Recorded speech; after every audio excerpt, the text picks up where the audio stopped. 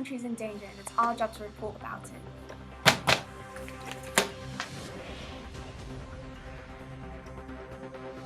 Coming to you live from Coconut Creek, Florida at North Bradford Preparatory School with a riveting news story on the impeachment of Brazilian President Dilma Rousseff that occurred last April. Now turning to Jonathan Franco for more information on this topic. How are things looking over there, dude? Last April, former Brazilian President Dilma Rousseff was impeached for fraud and money laundering and committed atrocities against the Brazilian people. Rousseff has been thrown out because she wouldn't address government accounts ahead of the last presidential election. The charges against her come from the government filled holes in its accounts by taking loans from the state banks without Congress approval. Oh wow, that sounds like quite a situation right there, Jonathan. Why don't you tell us more, Sport? Can you tell us what this means from a political point of view?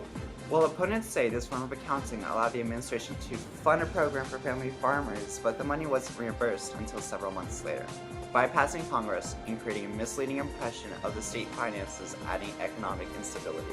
In Dilma's defense, she says that the money wasn't a loan because she was simply transferring it through the state for public money, except the only thing she was funding was her wallet. Anyways, the reasons for impeachment are extremely political. Rousseff is enormously unpopular with only 11% approval rating because she's blamed for the crisis facing the country and has proved to be an inept leader. Last year, in Brazil, anti-government riots had broken out against Rousseff and her corruption.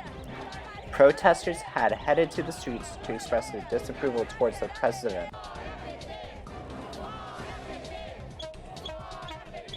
We also conducted a small interview to see what one of the locals think about this situation. What do you think about the impeachment of Dilma Rousseff?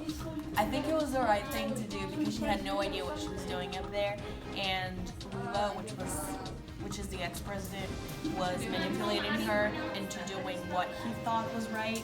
So he was kind of the president and not her. But since he was not he was not officially the president, he had no control over everything. So she was lost and she didn't know what to do, and yeah, it was the right thing to do. But now we're stuck with September and I hate her.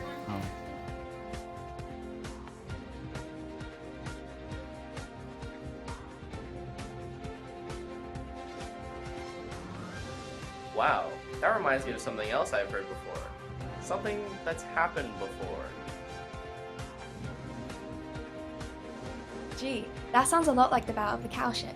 The pigs rose to power in Animal Farm and fought to keep it, and former President Dilma Rousseff rose to power and fought to keep it as well. Mr. Pilipkin and Mr. Frederick both came to help Mr. Jones get Animal Farm back. Mr. Jones had outside help, and we need to take President Dilma out of the government before any of her allies come to her aid and protect her mistreatment of us. While Mr. Jones' allies were unsuccessful, we can't risk it with President Dilma.